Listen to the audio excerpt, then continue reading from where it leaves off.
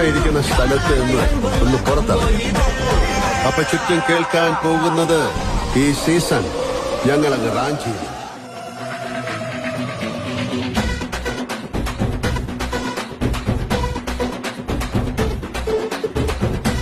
മലകിലെ